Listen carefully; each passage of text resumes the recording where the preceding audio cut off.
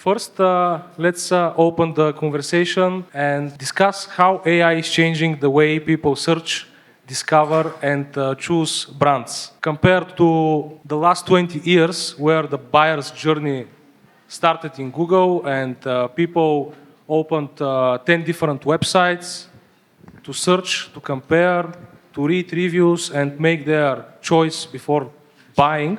Now it is completely different. The search is conversational and it happens in AI systems such as ChatGPT, where users go and ask which is the best software, which is the best hosting company, and they get answers. What do you have to add here? So I'd start it off with, I agree with Georgi that it's changing, but it depends, I'd say, from my perspective on the niche, right? On what we're talking about, because in some niches, you have mostly 40, 50, 60-year-old people who are searching and they're still using Google, for example, right? So it does depend on the niche that we're talking about, but overall, it's much more the exploration of products and services is happening, especially in newer niches. People are chatting with AI, less than actually going to search. Do blog posts still work as a format, or what other forms of content you guys use and recommend nowadays? We do a lot of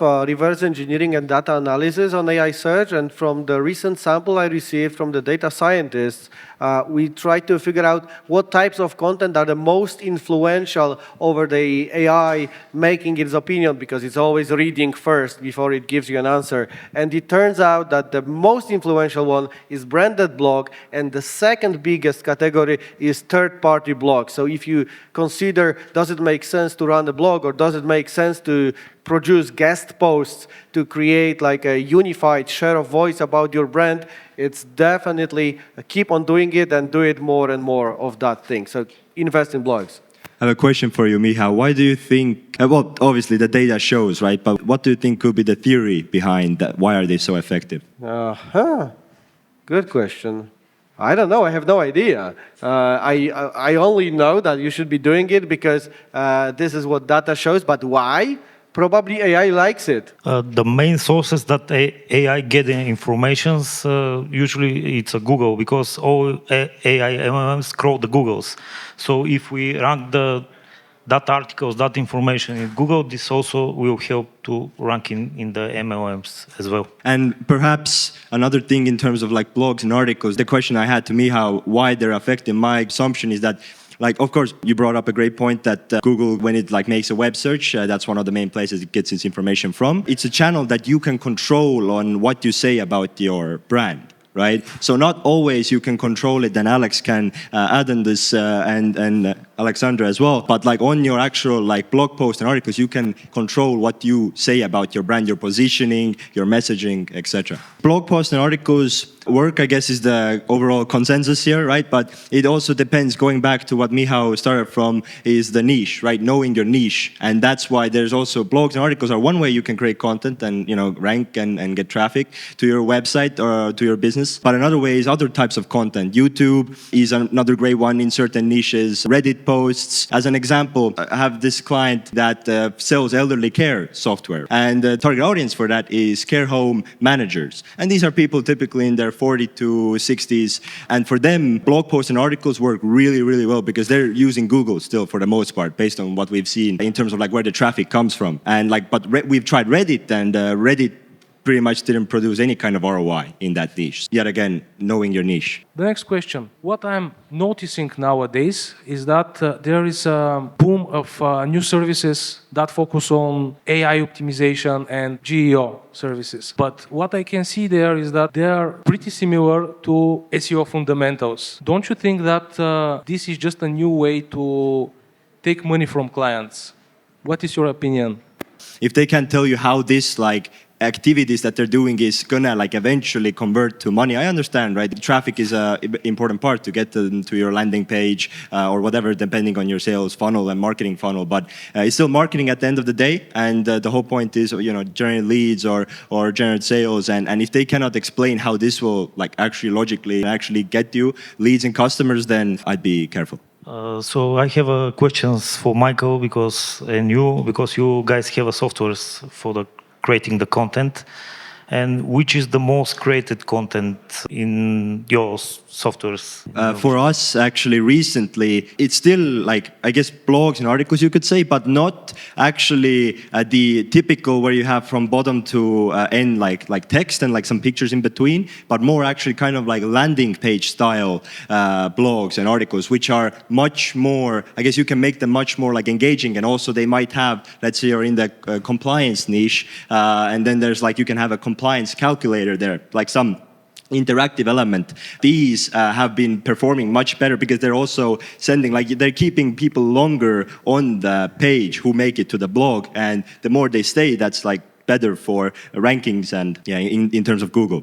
Yeah, and I guess it also depends on like going back to understanding the niche, right? I work with a lot in the care home or like elderly care kind of industry, and there it's strictly still like a lot Google search is how they get traffic, and there it's like they're actually like reading the blogs and articles, right? So that I was talking in that sense, but I completely agree with Michał that actually understanding how ChatGPT or OpenAI and Google operate as a business can tell you actually a lot about SEO because of their incentives, right? So I mean, they're a business, they want to optimize costs, and the less tokens they have to spend on your reading your content, the more they prefer it. And in terms of listicles, one thing that I'd also, in terms of how you frame your like offering that you have, like, you know, do you have a whatever, do you have an e-commerce product, software, or you have a service that you provide? It's like also, what do you want AI to tell about you to the person who is, you know, using ChatGPT or whatever? So that, like having that consistent and also really thinking about the positioning and who your product is for,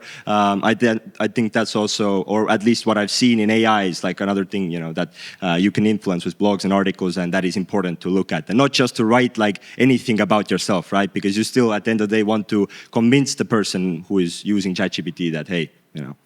Do you use AI tools for content creation, and how? I can start because I don't. We don't use AI tools to create a content for our website or for something else, but we use it to edit and to improve this. Because what you can bring to the internet right now is something unique, your experience. Because it's no need now to write content for obvious things. There are already a lot of articles about that, this commodity content, and you will not cite it already because there is some nice solutions for that. That's why you need to bring your experience. You have to bring cases of your clients, and you have to make a process out of it, and then you can use AI to improve it, to check that they fit, and to make some other content around this. So if, for example, as Michał told, that you need to have this short information, short answers, you can use AI maybe for that. Regarding how you can actually scale this kind of expertise-led content is using a thing called a knowledge base. It sounds like a developer term, perhaps, but it actually doesn't have to be very difficult. The knowledge base can also be a Google Drive of where you have just like, you know, done an interview with Cloud on the topic. You can have like Cloud ask you questions. You can give him the research or expert opinions or whatever you have, and then you can have it turn it into a doc and put it into a Google Drive. And then, you know, if you're using Cloud, whatever AI to create the content, then you can give that as like, okay, here's the knowledge base, right? And you can connect like Cloud Code with Google Drive so you can like access the information there. Yeah, that's a way I'd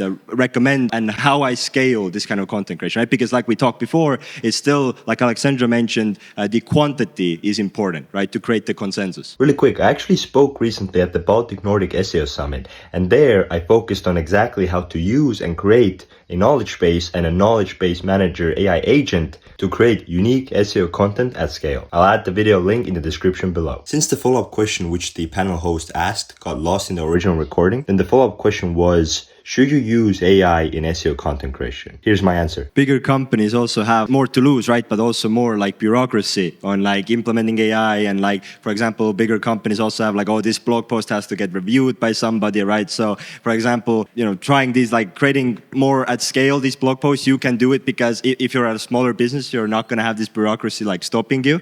So I feel like my answer to the question that Georgi asked is also yes.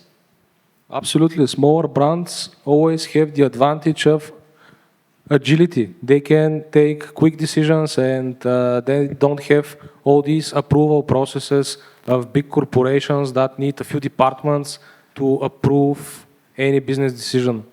Hey, what's up? It's George. So, just editing the video at the moment, thought I'd add this quick note here at the end and also take a refresher, I guess, from the editing. But yeah, regarding creating unique SEO content at scale, then I added the YouTube video, which I mentioned before, in the description below, so you can go check that out. Basically, yeah, it tells you exactly like step by step how to create the knowledge base for yourself using Claude and Obsidian, and also how to create a AI agent knowledge manager, right? Which can actually like manage the knowledge, ask you questions, and extract the insights and manage your insights, etc. All of that, right? So yeah, go check that video out if you want to do that for yourself. But if you want to skip that and you don't have the time for it, or you don't want to put effort to it, or basically want the easy way out, which I personally use myself, like I use the step-by-step tutorial which is shown in the video before, but now, well, that's exactly why we built RankUp. And yeah, if you want to learn more about RankUp, then you can go to the website rankup.so. I'll also add that in the description below. And yeah, if you have any questions or anything like that, I also added my socials in the description below as well. But that's all I wanted to say. I hope you enjoyed the video. Peace.